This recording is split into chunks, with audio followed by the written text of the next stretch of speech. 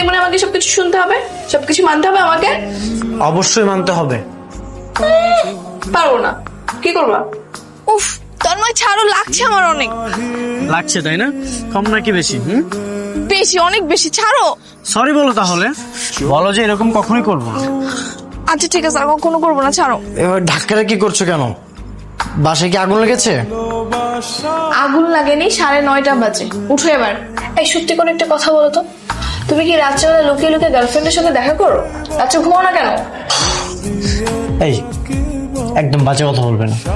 শোনো, আমার মা বলেছে আমি যেন তোমার সঙ্গে বেশি ঘোরাঘুরি না করি, তোমার রুমে বেশি বেশি যাওয়া আসা বাদ দিয়ে দিই। কেন? আমরা তো এখন বড় হয়েছি, তাই আমাদের নাকি এত মেশা ভালো না। তোমার মান একটু বেশি বলে। শোনো, মেয়ে বড় হলে সব মায়েরই এরকম চিন্তা হয়। তুমি তো ছেলে মানুষ, তাই তোমার মায়ের কোনো চিন্তাও নেই। আচ্ছা এখন সব বাদ দাও। কথা হচ্ছে তন্ময় বাবা যে বলেছিল তোমাকে জমির ব্যাপারে, কি ভাবলে সে ব্যাপারে? আপা, আমি তো আপনাদের ক্লিয়ার করেই বলছি যে কোনোভাবে আমি আমার জমি বিক্রি করব না। তুমি কিন্তু ভুল করছো, নিজের জীবন তো নষ্ট করছো, সাথে মেয়েটার জীবনে কিন্তু নষ্ট করছো। নষ্ট হলে কি করব আপা?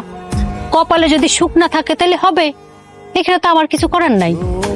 আচ্ছা তুমি কি চাও বলো তো, মানে কিসের বিনিময় হলে তুমি জমিটা দিবে? কি চাই শুনবেন? বলো। আমি আমার মেয়ের ভবিষ্যৎ সুন্দর দেখতে চাই।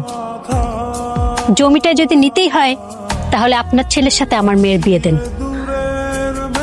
তোমার এত বড় সাহস, তুমি তোমার মেয়েকে আমার ছেলের বউ করতে বলো? আমি আমার প্রস্তাব দিলাম, আপনারা চিন্তা ভাবনা করে দেখেন। কিসের দর? তোর বিয়ে নাকি? জি কাকিমা, আগামী শুক্রবার আমার বিয়ে। আপনারা ছাড়া তো আমাদের আর ঢাকায় কোনো আত্মীয় স্বজন নেই, তাই আপনাদের জানাতে আসলাম। ভালো। তা ছেলে কে, কি করে? কাকা, ওই যে হাসানস গ্রুপের মালিকের ছেলে কিবরিয়ার সঙ্গে। উনি পড়াশোনা শেষ করে এখন ব্যবসা দেখাশোনা করতেছে। হাসান গ্রুপের মালিকের ছেলে? তার মানে আমাদের জাত শত্রু। ও আচ্ছা, আমি তো সেটা জানি না। আমি যতটুকু দেখেছি তারা খুবই ভালো মানুষ। আপনারা তিনজনই কিন্তু আসবেন আমার বিয়েতে। তন্ময়, তুমি কিন্তু অবশ্যই আসবা। আমি তাহলে আজকে আসি, আর আজকে আমরা নতুন একটা ফ্ল্যাটে উঠবো, সেখান থেকে আমাদের বিয়ে হবে। আমি গেলাম তাহলে। আসলে ব্যাপারটা হচ্ছে কি, তন্ময় আর তামান্না দুজন দুজনকে ভালোবাসে। আমরা দেখলাম যে এই সময় আসলে ওদেরকে দূর করা ঠিক হবে না। আর তোমার সাথে থেকে থেকে তো আমরা অভ্যস্ত হয়ে গেছি না, তোমাকে ছেড়ে তো থাকতে পারবো না। কিন্তু আমি যে ওনাদের কথা দিয়েছি। ওদের সাথে কথা আমি বলবো, বিয়েটা একই তারিখে হবে, তবে তন্ময়ের সাথে। আপনি যা বলেন ভাইজান। আচ্ছা আমি কি করছি সেটা তো বলবা। কি করেছো তাই না? আর একটা ছেলের সঙ্গে রেস্টুরেন্টে বসে কফি খেয়েছো, এই জন্য। সেটা তো আমি রাগ করে করেছি। আমিও তোমাকে রাগ করেই পানিশমেন্ট দিচ্ছি। আচ্ছা একটা কথা বলতে ইচ্ছে করতেছে, বলবো?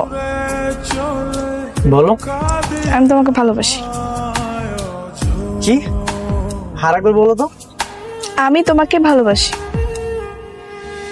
এখন আমি দাঁড়িয়ে থাকতে হবে? না না, এখন গানটা ছাড়ো। রাখো